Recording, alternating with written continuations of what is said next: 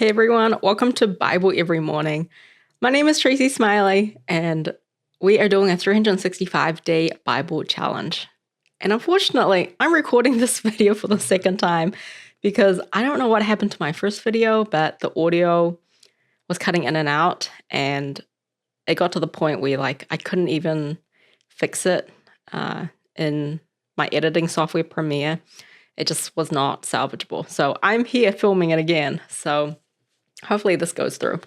But we're on day 29, and the chapters that we're reading is Matthew 25 to 26. So wish me luck, and hopefully this works because it's actually in the afternoon now, and I had a video that was ready. Well, that was not edited, but it was ready for this morning, and yeah, things just didn't really work out. But my kids are home from school and they're going to be running around, and I have to make dinner and everything. So it's a little bit rushed, and this is definitely like a makeup video. But that is life, and I'm determined to keep this going and finish this whole challenge. It has been amazing for me personally, and I hope that you have enjoyed it as well. I love the Bible. It really does give me life to read it. And, it's just amazing that you guys can join me. So if you are somewhere in the world, write down in the comments where you are from. I'm in Dallas, Texas, and I've lived here for a long time. I do have a New Zealand accent, though, because I was raised in New Zealand. And but I love it here in the South. I love the food. I love the people. I even like the weather, which is weird. But it's finally cooling down, so I'm bringing out a lot of my sweaters. So I'm excited about that because if you don't know about Texas, it's super hot, and usually the summers last until October. And we're in October now, so it's the end of October, almost the end, and this is when it finally cools down and we can actually bring out sweaters. So pretty cool. All right, so we are on Matthew chapter 25, and let's go ahead and begin. Jesus tells the parable of the 10 bridesmaids. At that time, the kingdom of heaven will be like 10 virgins who took their lamps and went out to meet the bridegroom. 5 of them were foolish and 5 were wise. The foolish ones took their lamps, but did not take any oil with them. The wise, however, took oil in jars along with their lamps. The bridegroom was a long time in coming. They all became drowsy and fell asleep.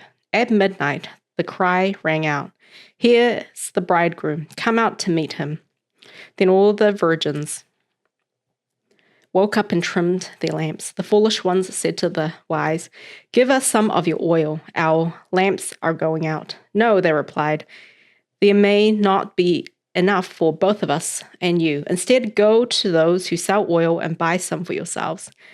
But while they were on their way to buy oil, the bridegroom arrived. The virgins were ready, who were ready went in with him to the wedding banquet, and the door was shut.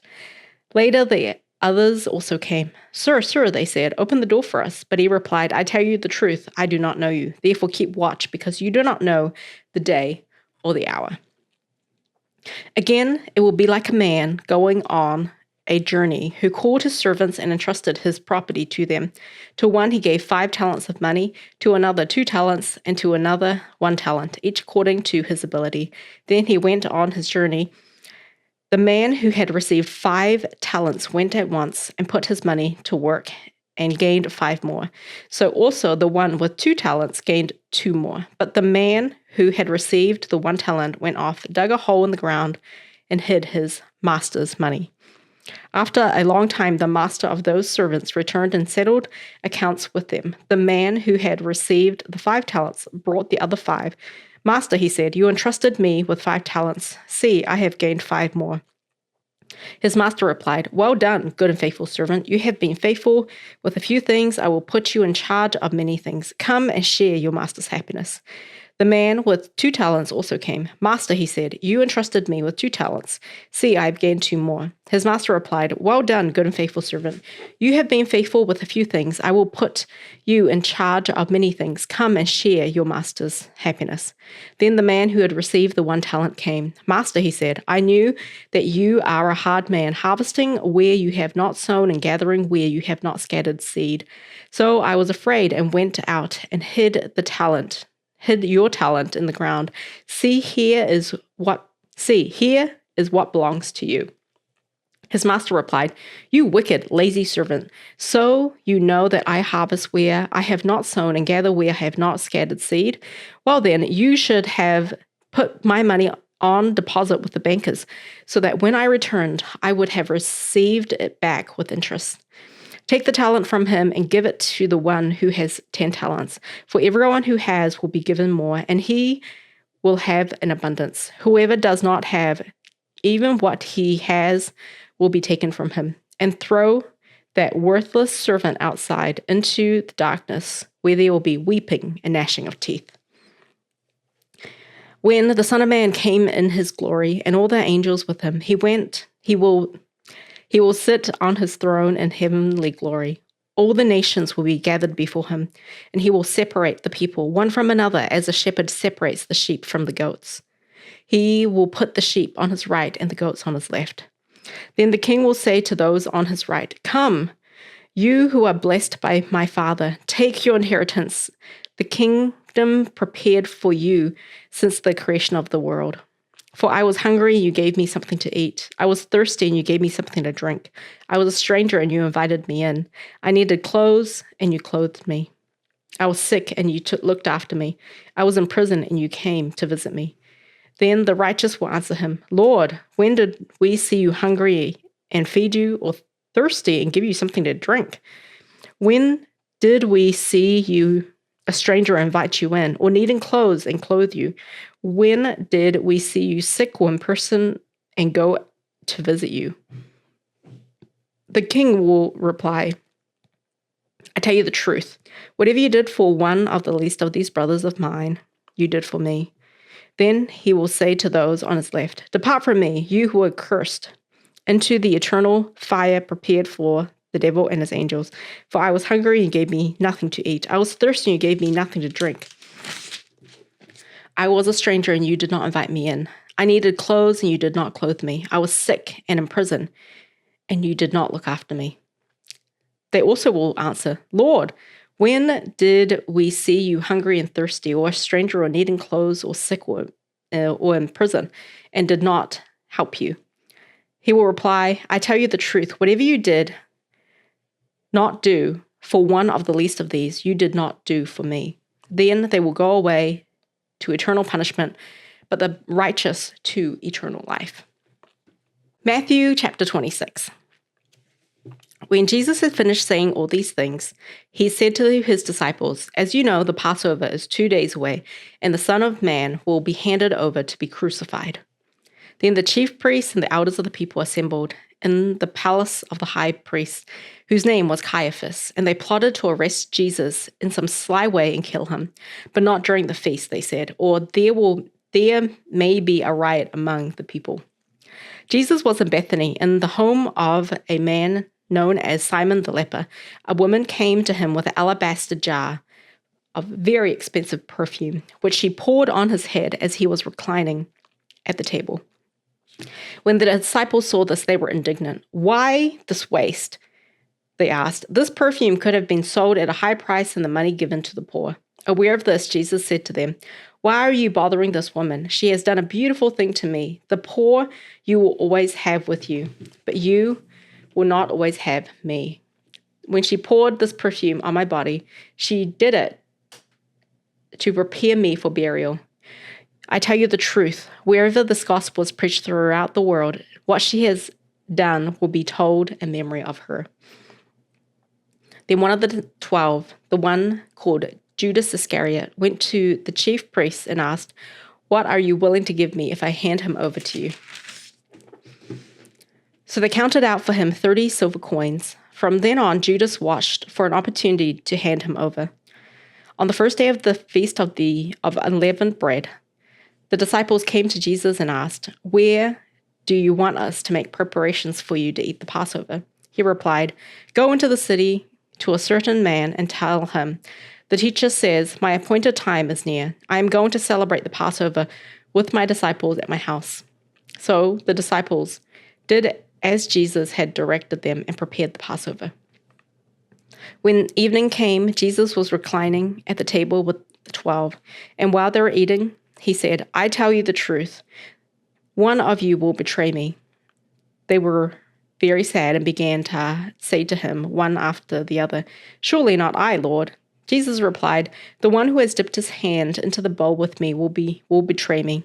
The Son of Man will go just as it is written about him. But woe to that man who betrays the Son of Man. It will be better for him if he had not been born." Then Judas, the one who would betray him, said, "Surely not I, Rabbi." Jesus answered, "Yes, it is you." While they were eating, Jesus took bread, gave thanks, and broke it, and gave it to his disciples, saying, "Take and eat. This is my body." Then he took the cup, gave thanks, and offered it to them, saying, "Drink from it, all of you. This is my blood. This is my blood of the covenant, which is poured out for many for the forgiveness of sins. I tell you, I will not drink of this fruit of the vine from now on until that day when I drink it anew with you in my Father's kingdom." When they had sung a hymn, they went out to the Mount of Olives. Then Jesus told them, "This very night you will all fall away on account of me, for it is written, 'I will strike the shepherd, and the sheep of the flock will be scattered.' But after I have risen, I will go ahead of you into Galilee." Peter replied, "Even if all fall away on account of you, I never will." "I tell you the truth," Jesus answered. "This very night, before the rooster crows, you will disown me 3 times. But Peter declared, "Even if I have to die with you, I will never disown you." And all the other disciples said the same. Then Jesus went with his disciples to a place called Gethsemane, and he said to them, "Sit here while I go over and pray." He took Peter and the 2 sons of Zebedee along with him, and he began to be sorrowful and troubled. Then he said to them, "My soul is overwhelmed with sorrow to the point of death. Stay here and keep watch with me." Going a little farther, he fell with his face to the ground and prayed, "My Father, if it is possible, may this cup be taken from me. Yet not as I will, but as you will." Then he returned with his disciples and found them sleeping. "Could you men not watch with me for 1 hour?" He asked Peter. "Watch and pray that you will not fall into temptation. The spirit is willing, but the body is weak." He went away a second time and prayed, "My Father, if it is not possible for this cup to be taken away unless I drink it, may your will be done." When he came back, he again found them sleeping, because their eyes were heavy. So he left them and went away once more and prayed a third time, saying the same thing. Then he returned to his disciples and said to them, "Are you still sleeping and resting? Look, the hour is near. The Son of Man is betrayed into the hands of sinners. Rise, let us go. Here comes my betrayer." While he was still speaking, Judas, one of the 12, arrived. With him was a large crowd armed with swords and clubs, sent from the chief priests and the elders of the people. Now the betrayers had arranged a signal with them. "The one I kiss is the man. Arrest him." Going at once to Jesus, Judas said, "Greetings, Rabbi," and kissed him. Jesus replied, "Friend, do what you came for." Then the men stepped forward, seized Jesus, and arrested him. With that, one of Jesus' companions reached for a sword, drew it out, and struck the servant of the high priest, cutting off his ear. "Put your sword back in its place," Jesus said to him, "for all who draw the sword will die by the sword. Do you think I cannot call my Father, and he will at once put at my disposal more than 12 legions of angels? But how then would the scriptures be fulfilled that say it must happen in this way?" At that time, Jesus said to the crowd, "Am I leading a rebellion that you have come out with swords and clubs to capture me? Every day I sat in the temple courts teaching, and you did not arrest me. But this has all taken place that the writings of the prophets might be fulfilled. Then all the disciples deserted him and fled. Those who had arrested Jesus took him to Caiaphas, the high priest, where the teachers of the law and the elders had assembled. But Peter followed him at a distance, right up to the courtyard of the high priest. He entered and sat down with the guards to see the outcome. The chief priests and the whole Sanhedrin were looking for false evidence against Jesus so they could put him to death. But they did not find any, though many false witnesses came forward. Finally, 2 came forward and declared, "This fellow said, I am able to destroy the temple of God and rebuild it in 3 days." Then the high priest stood up and said to Jesus, "Are you not going to answer? What is this testimony that these men are bringing against you?" But Jesus remained silent. The high priest said to him, "I charge you under oath by the living God. Tell us if you are the Christ, the Son of God." "Yes, it is as you say," Jesus replied. "But I say to all of you, in the future you will see the Son of Man sitting at the right hand of the Mighty One, coming on the clouds of heaven." Then the high priest tore his clothes and said, "He has spoken blasphemy. Why do we need any more witnesses? Look, now you have heard the blasphemy. What do you think?" "He is worthy of death," they answered. Then they spit in his face and struck him with their fists. Others slapped him and said, "Prophesy to us, Christ. Who hit you?" Now Peter was sitting in the courtyard, and a servant girl came to him. "You also were with Jesus of Nazareth." "Oh, Jesus of Galilee," she said. But he denied it before them all. "I don't know what you are talking about," he said. Then he went out to the gateway where another girl saw him and said to the people there, "This fellow was with Jesus of Nazareth." He denied it again with an oath. "I don't know the man." After a little while, those standing there went up to Peter and said, "Surely you are one of them, for your accent gives you away."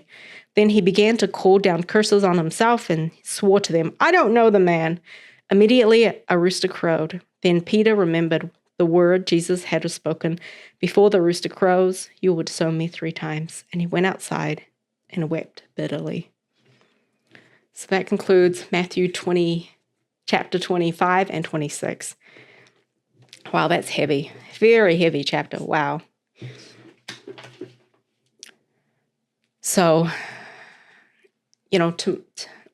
tomorrow we are going to be doing day 20. I can't even remember what day. Okay, day 29 or day 30, which is Matthew 27. So Matthew 27 is going to be when Jesus gets condemned by the religious leaders, and also he gets crucified. So this is a very somber chapter, and wow, it's just crazy reading that. Imagine being Peter and denying Jesus 3 times. I just can't believe that. But I just feel like all of us really fall short of the glory of God, and I don't know, I feel like in certain situations, maybe even someone like me could do that, or someone like you, So, yeah, just pray that we, have the Holy Spirit where we can make good decisions in our lives and basically not betray Jesus through our actions. I hope you guys enjoyed that. We'll be back tomorrow for the next reading. And I need to go and make dinner for my kids now. So thank you for joining me. I'll see you tomorrow.